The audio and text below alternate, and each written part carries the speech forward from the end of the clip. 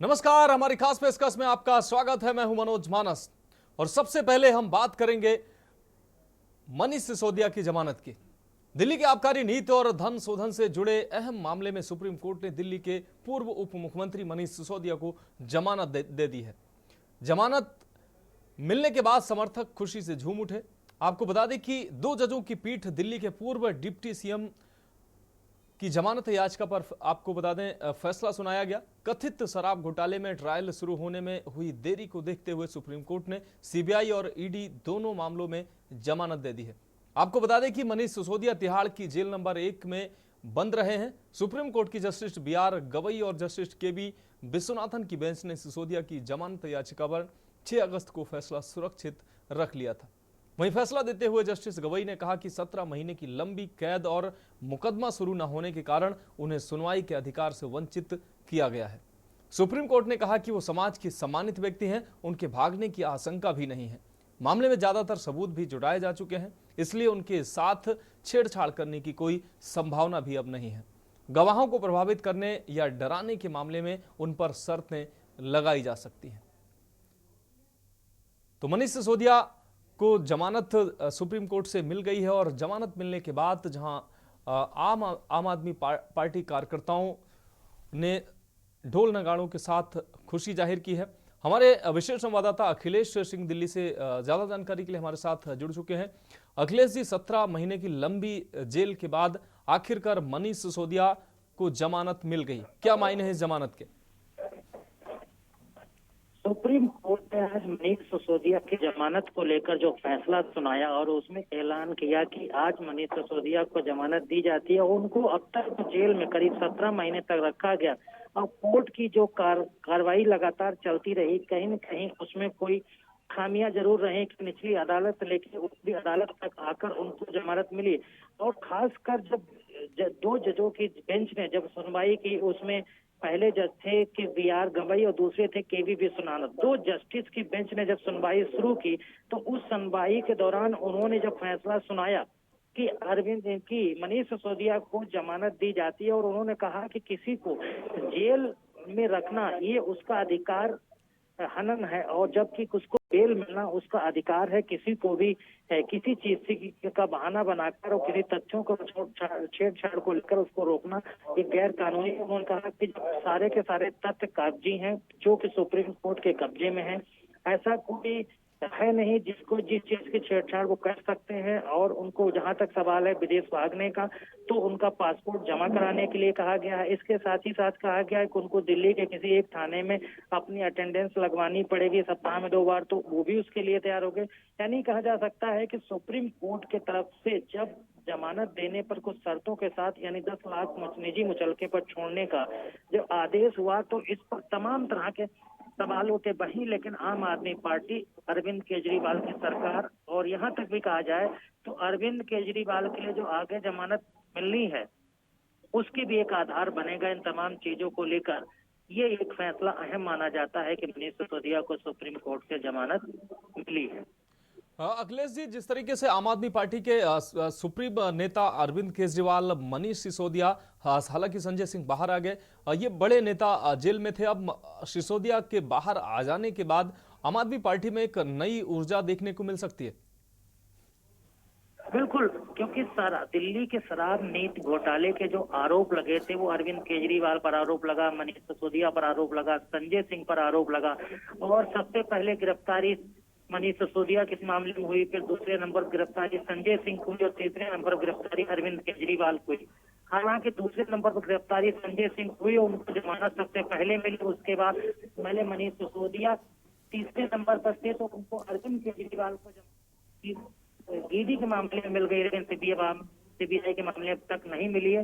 हालांकि मनीष सिसोदिया का मामला ED तक ही सीमित था तो उनको ED के मामले में आज जमानत मिली है। उनके बाहर आने का रास्ता साफ हो गया और देर शाम तक वो बाहर आ भी सकते हैं। निश्चित रूप से अखिलेश जी, इस तमाम जानकारी के लिए आपका बहुत बहुत शुक्रिया। तो आपको बता दें, ED और CBI दोनों मामलों से सुप्रीम कोर्ट ने सिसोदिया को जमानत दी है। तो सिसोदिया को सुप्रीम राहत मिली है। आम आदमी पार्टी कार्यकर्ताओं में जश्न का माहौल देखने को मिल रहा है। अब बढ़ते हैं अगली अहम खबर की ओर। काकोरी ट्रेन एक्शन और बड़ा फंक्शन की हम बात करते हैं।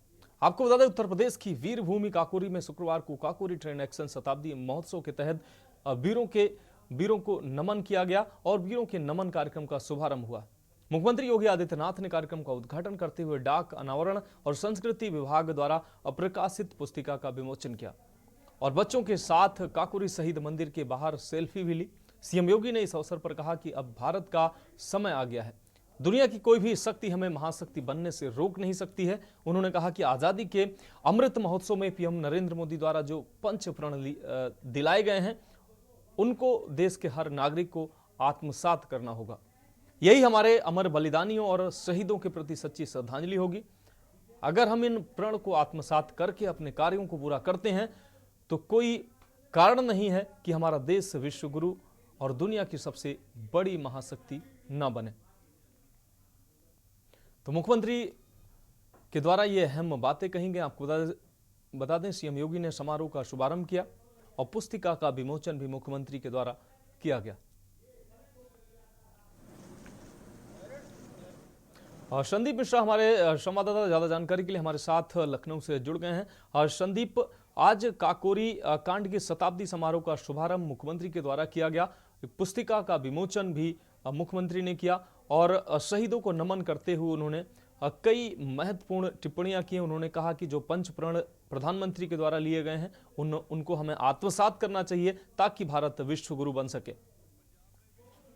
बिल्कुल, देखिए मनोज, उत्तर प्रदेश की वीर भूमि कही जाने वाली काकोरी की आज जो है वहां पर उत्तर प्रदेश के मुख्यमंत्री योगी आदित्यनाथ पहुंच करके वहां पर श्रद्धांजलि दी और इसके साथ ही साथ में काकोरी ट्रेन जो जंक्शन है उसका शताब्दी महोत्सव का वीरों के नाथ नमन किया है और उसका शुभारंभ भी किया है। ऐसे में उत्तर प्रदेश के मुख्यमंत्री योगी आदित्यनाथ ने एक डाक, अनावरण का और संस्कृति विभाग द्वारा निर्मित पुस्तक का भी विमोचन किया है और तथा इसके साथ ही साथ बच्चों के साथ काकोरी शहीद मंदिर के बाहर एक सेल्फी ली और उसके वहीं पे उन्होंने सेल्फी लेने के साथ ही साथ में कई बातें अहम कही हैं, जिनमें उन्होंने कहा कि आजादी के अमृत महोत्सव में पीएम नरेंद्र मोदी द्वारा जो पंच प्रण दिलाए गए हैं उनको देश के हर एक नागरिक को आत्मसात को प्राप्त करना चाहिए और यह भी कहा कि जो अमर बलिदानी हैं उन शहीदों के प्रति सच्ची श्रद्धा होनी चाहिए, श्रद्धांजलि होनी चाहिए, इसको लेकर की बात भी कही है।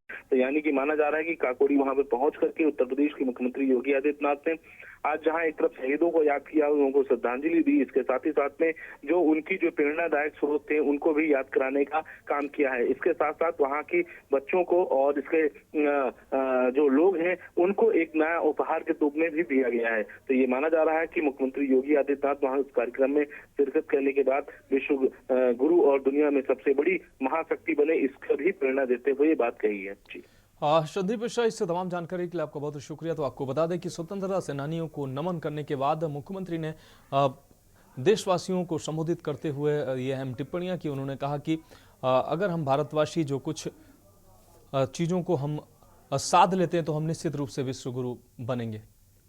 और अब बात करते हैं अगली अहम रिपोर्ट की, बहस, तकरार और वॉकआउट की। राज्यसभा में जया अमिताभ बच्चन नाम से बुलाए जाने पर सांसद जया बच्चन भड़क गई। उन्होंने सभापति के टोन पर सवाल उठाए, जिस पर सभापति जगदीप धनखड़ भड़क गए और मर्यादित आचरण की नसीहत दी। वहीं विपक्षी सदस्यों ने दादागिरी नहीं चलेगी के नारे लगाते हुए वॉकआउट कर दिया है। राज्यसभा में विपक्ष के आचरण को अमर्यादित बताते हुए निंदा प्रस्ताव भी पारित हुआ है।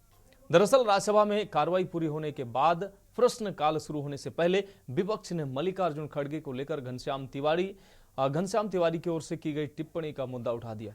जयराम रमेश ने कुछ आपत्तिजनक बातें कही थी, इस पर आपने कहा था कि रूलिंग देंगे। उन्होंने सवाल किया कि वह रूलिंग क्या है। इसके जवाब में सभापति जगदीप धनखड़ ने कहा कि मल्लिकार्जुन खड़गे और घनश्याम तिवारी दोनों ही मेरे चैम्बर में आए थे, एक एक चीज पर नजर डाली गई। उन्होंने कहा कि घनश्याम ने कहा था कि अगर कुछ भी आपत्तिजनक हो तो मैं सदन में माफी मांगने के लिए तैयार हूं। खड़गे जी भी इस पर सहमत थे कि कुछ भी आपत्तिजनक नहीं है। उस समय समझ नहीं आया। उन्होंने कहा कि मल्लिकार्जुन खड़गे की प्रशंसा में घनश्याम तिवारी ने श्रेष्ठतम बातें कही थी, कुछ भी आपत्तिजनक नहीं कहा था। इस पर मल्लिकार्जुन खड़गे ने कहा कि ये बातें सदन को भी जानना चाहिए। तो जया बच्चन के मुद्दे पर सदन में हंगामा देखने को मिला। सर, मैं जया अमिताभ बच्चन ये बोलना चाहती हूँ मैं कलाकार हूं, बॉडी लैंग्वेज समझती हूं, एक्सप्रेशन समझती हूं। और सर मुझे माफ करिएगा मगर आपका टोन जो है is not acceptable. We are colleagues, sir. You may be sitting on the chair. Jaya ji. And I remember when I went to school. Jaya ji, take your seat. Jaya ji, take your seat. Take your seat. Take your seat. Take your seat. Jaya, 1 second, honorable members. Honorable members. Honorable members. No. बैठिए. Honorable members. बैठिए. I know how to deal with it. बैठिए. Jaya ji, you have earned a great reputation. You have earned a great reputation. You know, an actor is subject to the director. You have not seen what I see from here. Every day, I don't want to repeat. I don't want schooling. I am a person who has gone out of the way. And you say, my tone? No, she's given to you. No, you don't have floor now. No, enough of it. No, enough of it. You can't have it. You may be anybody. You may be a celebrity.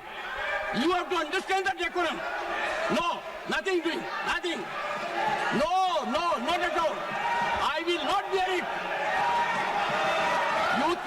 One second. Please sit down. Please take your seat. No. Never carry an impression that only you build reputations. We come here build reputations. We live up to reputations. Nothing doing. No. I objected to the tone used by the chair. We are not school children. We are all, and some of us are senior citizens. I was upset with the tone, and especially when LOP stood up to speak, he had switched off the mic. How can you do this? ये तो परंपरा के खिलाफ है. You have to allow the leader. Who is going to protect us? The leader of opposition. We are all together in opposition. If you are not going to allow him to speak, if he is not going to be heard in the house, then what are we doing? And on top of that, I mean, every time using words which are unparliamentary, which I don't want to say in front of all of you. You are a nuisance, बुद्धिहीन, ये सब शब्द जो है treasury bench वाले भी बोलते हैं. हाँ, he said you may be celebrity, I don't care. I'm not asking him to care. I'm saying I am a member of parliament. This is my fifth term. I know what I'm saying. Nobody has ever spoken the way it's being done nowadays in parliament. What is the problem? And so disrespectful to women. You are talking about promoting women. आगे आप लोग क्या करेंगे और क्या मांग करेंगे ma'am, और आगे क्या करेंगे? What is the way forward? सुनिए, I need an apology. बस From the chair. I need an apology for saying I don't care. He has to care. He's on the chair. He has to care. और तब तक क्या रणनीति होगी ma'am? तब तक क्या करेंगे आप? अरे हमारे LOP जो हमको कहेंगे हम वही करेंगे. We are all together. हम इंडिपेंडेंट डिसीजन नहीं लेंगे. I objected. सर, मैं जया अमिताभ बच्चन ये बोलना चाहती हूँ. और इस खबर पर ज्यादा जानकारी के लिए हमारे विशेष संवाददाता अखिलेश सिंह हमारे साथ जुड़ गए हैं. अखिलेश जी, जया बच्चन लगातार जया अमिताभ बच्चन बोलने पर एक बार फिर से बिफरी. इससे पहले भी एक बार बिफर चुकी थी और जब सभापति के द्वारा उनसे कहा गया था कि आपने लिख कर दिया है इसलिए मैंने ये नाम पुकारा है, आज उसी नाम को फिर दोहराने पर जया बच्चन एक बार फिर से भड़क उठी.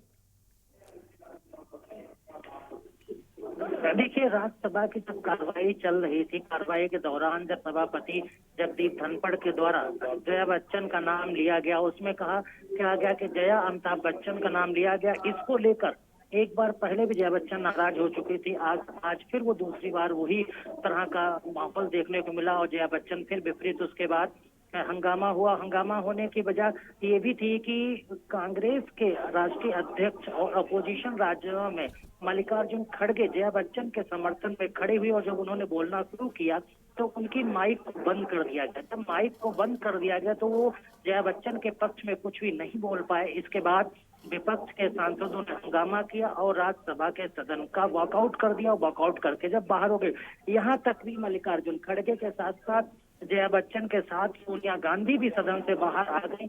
यहाँ तक कह सकते हैं कि ज्यादातर अपोजिशन के सांसद सब बाहर आए और उन्होंने बाहर अपना विरोध जताया। उस समय सोनिया गांधी भी जया बच्चन के पीछे खड़ी थी और बाकी तो अपोजिशन के सांसद खड़े थे। उनका ये कहना था कि हम एक सेलिब्रिटीज नहीं, पहले सांसद हैं और हम कलाकार हैं। तो उसको लेकर उन्होंने कहा कि कई तरह के सदन में अमर्यादित असंसदीय शब्दों का इस्तेमाल सभापति करते हैं और उनकी जो टोन और लहजा और जो बोलने का तरीका होता है। निश्चित रूप से अखिलेश जी, इस तमाम जानकारी के लिए आपका बहुत शुक्रिया। तो जया बच्चन को सभापति की टोन से उनको आपत्ति रही और इसको लेकर उन्होंने आपत्ति भी दर्ज कराई। अब हम बात करेंगे बारिश से तबाही, स्टेशन धराशायी। एक ब्रेक के बाद आप देख रहे हैं के न्यूज, खबरों का सारथी। ब्रेक के बाद हमारी खास पेशकश में एक बार फिर से आपका स्वागत है। हम बात कर रहे हैं बारिश से तबाही, स्टेशन धराशायी। मध्य प्रदेश में बारिश के दौर में लगातार धराशायी हो रही पुरानी इमारतों के मामले थमने का नाम नहीं ले रहे हैं और एक के बाद एक मामले लगातार सामने भी आ रहे हैं। ऐसा ही एक मामला गुरुवार को गुना जिले से निकलकर सामने आया है, जिसमें एक रेलवे स्टेशन की लगभग 50 साल से पुरानी इमारत जो है वो अचानक धराशायी हो गई, जिसमें कई यात्रियों ने इधर उधर भागकर अपनी जान बचाई। गुना जिले से लगभग 45 किलोमीटर की दूरी पर स्थित कुंभराज रेलवे स्टेशन की इमारत का एक बड़ा हिस्सा गुरुवार सुबह लगभग 5 बजे के आसपास अचानक गिर गया। आपको बता दें, धनिया मंडी के लिए विश्व प्रसिद्ध कुंभराज रेलवे स्टेशन पर हुई इस दुर्घटना के समय कई यात्री स्टेशन पर मौजूद थे। जो यात्री वहां पर मौजूद थे वो इस घटना के दौरान बाल बाल बचे।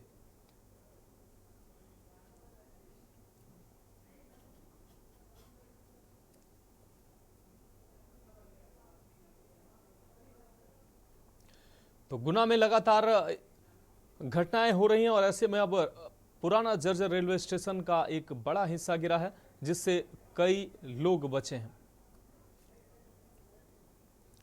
और अब हम बात करेंगे अपनी अगली अहम रिपोर्ट की, हत्या, सस्पेंस और गिरफ्तारी की।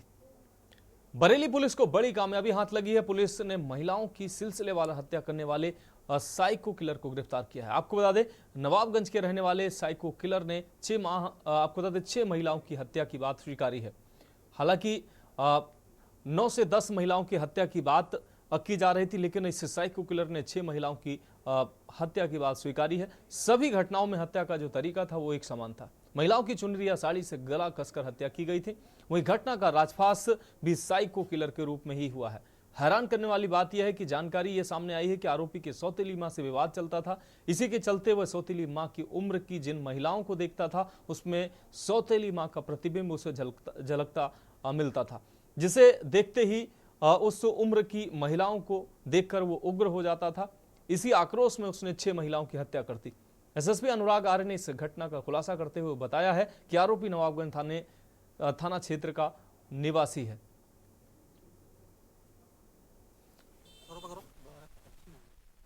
अच्छी नहीं थी। क्या कह रही, क्या कह रही तुमसे? गलती तो तुमने मार दी। अच्छा, कैसे मारते? पीछे देख ले, घुस ना जाने किसी। चलो, पूछताछ में बात प्रकाश में आई है। प्रयास इसने सब में किया है। प्रयास के बाद नेचुरल सी बात है कि कोई अनजान व्यक्ति है, महिला विरोध करेगी और जैसे ही महिला विरोध करती है तो तुरंत इसका जो एग्रेसिवनेस है वो बाहर आ जाता है कि मुझे किस तरीके से मना कर दिया गया किसी चीज़ के लिए। ये किसी भी चीज़ के लिए इसको अगर मना कर दिया जाता है तो ये एग्रेसिव हो जाता है और उसी एग्रेसिवनेस में फिर ये घटनाएं इसके द्वारा कारित की। जो घटनाएं हुई थी उस मामले में भी री इन्वेस्टिगेशन होगा, क्योंकि इसका और उसका बिल्कुल मॉडल ऑपरेंडी एक सा है। जी, जितनी घटनाएं जिसमें मॉडस ऑपरेंडी सेम है वो हमारी अंडर इन्वेस्टिगेशन है। ये भी अंडर इन्वेस्टिगेशन है। हम लोग क्योंकि इसमें बहुत लोगों ने काम किया है तो एक टीम गठित करके इन सारी घटनाओं का एक टीम से इन्वेस्टिगेशन कराएंगे और इसको पीसीआर लेके उन घटना स्थलों पे भी ले जाएंगे कि अगर ये तस्दीक करता है कि उन घटना स्थलों पे ये था, तो हम पूरे एविडेंसेस कलेक्ट करके उन घटना के बारे में भी इससे जरूर छानबीन पूर्व करेंगे। में जेल गए हैं तो जो पूर्व में लोग जेल गए हैं उस मामले में अब लगता है कि इंसाफ मिल जाएगा अगर ये खुलता है। वो मैं आपको इन्वेस्टिगेशन के दौरान आपको जैसा जैसा होता रहेगा मैं आपको अपडेट करता रहूँगा, लेकिन ये मैं आपको अश्योर कर रहा हूँ कि हम लोग इन्वेस्टिगेट कराएंगे। और इसी खबर पर ज्यादा जानकारी के लिए हमारे ब्यूरो चीफ सानू कुमार हमारे साथ बरेली से जुड़ चुके हैं। सानू, साइको किलर के रूप में इसकी अब गिरफ्तारी हुई है जिसने 6 महिलाओं की हत्या की बात स्वीकारी है। अलग अलग दावे किए जा रहे हैं कि किन किन वजहों से ये महिलाओं की हत्या किया करता था। हालांकि जो हत्या का जो तरीका था वो लगभग सेम था। बताते हैं कि ये कुंठा का शिकार था, महिलाओं से कुंठित था और कुछ भी महिलाओं से अलग अलग डिमांड करता था और उनको मना करने के बाद जब वो मना करती थी उनकी हत्या कर देता था। क्या है पूरा मामला? देखिए मानस, ये जो आरोपी है ये साइको किलर था और इसको जो है पुलिस ने दबोच लिया है और इसकी गिरफ्तारी जो है बरेली के नवाबगंज से ही हुई है। दरअसल इसका जो अब तक का सारा खुलासा निकल के आया है, पुलिस की इन्वेस्टिगेशन की बात की जाए और इससे जो आरोपी कुलदीप है इसकी पूछताछ की बात की जाए तो इन सब तमाम सवालों में जो पुलिस बुद्धि है वो अब उलझ चुकी है और साफ तौर पर से ये साइको था। दरअसल ये एक सौतेली माँ थी, उससे कहीं ना कहीं इसका व्यवहार जो है संतोषजनक नहीं रहता था। उसके बाद ये शराब का आदी हुआ और शराब के आदी होने के बाद इसको औरतों से एक नफरत सी पैदा हो गई और जिन औरतों से जो खेत की तरफ औरतें जाती थी यानी कि जो महिलाएं थी वो जो जाती थी वो उनसे अलग तरीके की डिमांड यानी कि शारीरिक संबंध बनाने की डिमांड करता था। अगर विरोध करने पर ये उनकी गला दबा करके हत्या करता था और मृत महिला के साथ ये शारीरिक संबंध बनाता था। तो कहीं ना कहीं जो पुलिस की गुत्थी थी यानी कि जो पुलिस का अंदेशा था और बरेली की जनता यानी कि शाही और सीसगढ़ थाना क्षेत्र की जो जनता थी वो साइको किलर मान रही थी और वही उसी चीज पर मोहर लगी है और ये साइको किलर को गिरफ्तार कर लिया गया है। फिलहाल इसने अब तक की जो पूछताछ में 6 महिलाओं की हत्या की जो वारदात है उसको कबूल किया है, उसको इसने खुद ही अंजाम दिया था और सभी पैटर्न यानी कि जो गला घोट करके ही हत्या करता था और इसमें किसी भी दूसरी चीज का उपयोग नहीं करता। निश्चित रूप से सानू, इससे तमाम जानकारी के लिए आपका बहुत शुक्रिया। तो आपको बता दें कि साइको किलर की पहचान हुई और उसकी गिरफ्तारी हुई है। 6 महिलाओं की हत्या का इस पे आरोप है। अब बात करते हैं अगली रिपोर्ट की। नागपंचमी पर्व मंदिरों में हर हर। आपको बता दें कि देश भर में नागपंचमी का त्योहार श्रद्धा और उल्लास के साथ मनाया जा रहा है। इस मौके पर शुक्रवार सुबह हजारों श्रद्धालु उज्जैन के नाग चंद्रेश्वर मंदिर में पूजा अर्चना करने पहुंचे। ये रिपोर्ट देखिए। देश भर में नाग पंचमी का त्योहार श्रद्धा और उल्लास के साथ मनाया जा रहा है। इस मौके पर शुक्रवार सुबह हजारों श्रद्धालु उज्जैन के नाग चंद्रेश्वर मंदिर में पूजा करने पहुंचे। वर्ष भर में एक बार खुलने वाले नाग चंद्रेश्वर महादेव के दर्शन अभिभूत हो जाते हैं दर्शन करके। जो भगवान नाग चंद्रेश्वर के दर्शन करते जन्म जन्मांतर के यहाँ काल सर्प दोष का निवारण दर्शन मात्र से हो जाता है। बहुत मन आनंदित हो जाता है नाग चंद्रेश्वर के दर्शन करके। आज नाग पंचमी के अवसर पर वर्ष में एक बार नाग चंद्रेश्वर जी के दर्शन खुलते हैं, बड़ा आनंद आता है। जय श्री महाकाल। श्रद्धालुओं की सुरक्षा के लिए जिला प्रशासन ने खास इंतजाम किए हैं। कर्कराज पार्किंग से लेकर के लगातार यहाँ पर दर्शन व्यवस्था सुनिश्चित कराई जा रही है। 25 से 30 हज़ार लोग ऐसे हैं जो कि ऑलरेडी दर्शन के लिए यहाँ पर आ चुके हैं। प्रॉपर पुलिस व्यवस्था, पानी की व्यवस्था, वॉशरूम्स की व्यवस्था, चिकित्सा व्यवस्था इत्यादि सुनिश्चित की गई है। जो श्रद्धालु है उसमें हमारा प्रयास है कि मैक्सिमम 1.25 घंटे में हम लोग सभी का दर्शन करा पाएँ। करीब 2 किलोमीटर लंबा इसमें बैरिकेडिंग की गई है क्योंकि ये 24 घंटे के लिए खुलता है और पूरे आसपास के इलाके से 8 से 10 लाख लोगों को हमारे दर्शन कराने की उम्मीद है। इसमें करीब 1850 पुलिसकर्मी लगे हुए हैं। ड्रोन से क्या निगरानी की जा रही है, सभी जगह CCTV कवरेज लगाया गया है और जगह जगह पर सभी तरह की एम्बुलेंस, फायर ब्रिगेड और अन्य एमिनिटीज़ हैं वो क्रिएट की गई। इस दिन उत्तर प्रदेश में प्रयागराज के नाग वासुकी मंदिर में भारी संख्या में जमावड़ा लगा। श्रद्धालुओं ने दूध, फल और कई तरह के प्रसाद से पूजा की। आज का दिन का बहुत बड़ा महत्व है। ये नाग वासुकी मंदिर है। आज का नाग पंचमी का दिन का इसके लिए बहुत बड़ा दर्शन करने बहुत दूर से लोग आते हैं और यहाँ पे वो क्या नाम लावा, फूल, चना, मटर, दूध और वो अन्य प्रकार की चीजें चढ़ती हैं। ये नाग वासुकी का प्राचीन मंदिर है। यहाँ पर बहुत महत्व है कि यहाँ पर नाग का पुराना वासुकी जी का मंदिर है जो भगवान भोलेनाथ के गले में विराजमान रहते हैं और इनको दूध, लावा और चना समर्पित किया जाता है। और आज के दिन जो भी अपनी इच्छाएं मांगते हैं उनकी इच्छाएं पूरी होती हैं। उत्तर प्रदेश में ही वाराणसी के करकोटकेश्वर महादेव मंदिर में भी पूजा अर्चना के लिए श्रद्धालुओं की लंबी कतारें लगी। माना जाता है कि इस दिन नागों की पूजा करने से काल सर्पदोष से मुक्ति मिलती है और सांप के काटने से बचाव होता है। हिंदू ज्योतिष के कुछ स्कूलों के मुताबिक काल सर्पदोष ज्योतिषीय स्थिति है। इसमें किसी शख्स की कुंडली में ग्रहों की स्थिति खास होती है। माना जाता है कि इस स्थिति से उस शख्स के जीवन में कई मुश्किलें आ सकती हैं। आज के दिन नाग पंचमी है, पूरा इंडिया में मनाया जाता है और इसका बहुत महत्व है। काल सर्पदोष भी जिसको होता है वो इसी साल का एक दिन ही मनाया जाता है, इसी दिन ही उसका पूजा होता है। यहाँ आपके बनारस और अन्यत्र राज्य और जिलों से भी लोग आते हैं। ठीक है, यहाँ महर्षि पतंजलि की तपोस्थली कर्म भूमि रही है। जो नागकूप आप देख रहे हैं, इस कूप के अंदर भगवान शिव की प्रतिमा स्थापित है महर्षि पतंजलि द्वारा। तो वहाँ लोग नागकूप पे आकर दूध लावा माला चढ़ाकर जिनको भी इस काल सर्प नामक दोष का पीड़ा होता है उसके लिए वो प्रार्थना करते हैं, पूजन करते हैं। नाग पंचमी नागों या सांपों की पूजा का दिन है। इसे हिंदुओं के अलावा कुछ जैन और बौद्ध समुदाय के लोग भी मनाते हैं। ये त्योहार हिंदू कैलेंडर के मुताबिक सावन महीने में शुक्ल पक्ष के 5वें दिन मनाया जाता है।